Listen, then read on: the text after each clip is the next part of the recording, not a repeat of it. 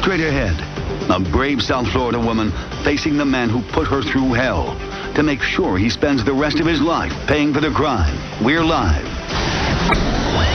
This is 7 News at 6. A model mowed down, shot in the back, and never to walk again. He could have avoided me, but he swung his tire around. With this huge tire ran right up over my legs, onto my abdomen, and while he was on top of my body.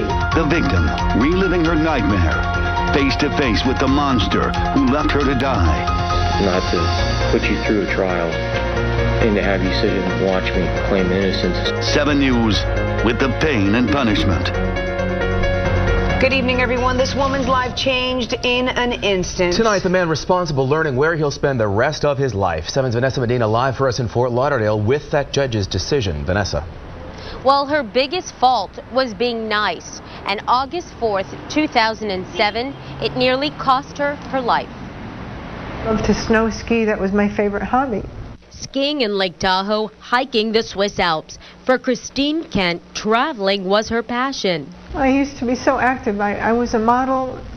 I was in patient care field. I was always on the go. Now a wheelchair helps her get around, and it's all because of this man. My whole life flashed before my eyes.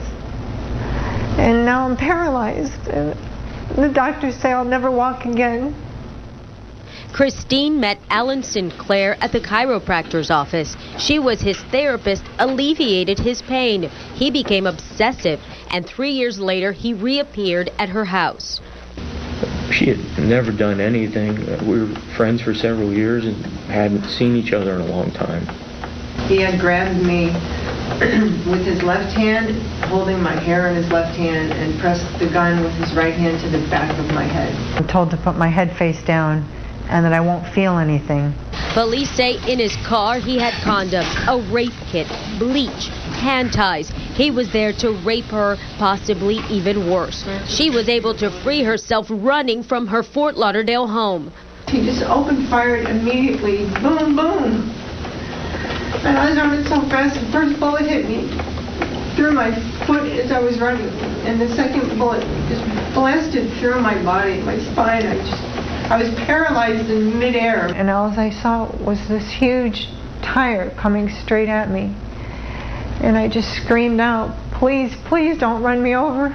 And the next thing I know, I felt this pressure come over my legs and up on top of my body, on top of my abdomen, turned it completely around and came back across me in the other direction. Right. Leaving her there, she pleaded for her life, screaming for help. 2 minutes passed. He came back, dragging, hiding her behind her hedges, tearing her skin, picking up the bullet casings as he left. You didn't deserve anything that happened to you. And I wish I could truly give you an explanation. An explanation is no longer necessary because this is her reality, chronic pain. She has to shift her body around just to alleviate it. And Judge Mark Gold agrees, sentencing him Friday.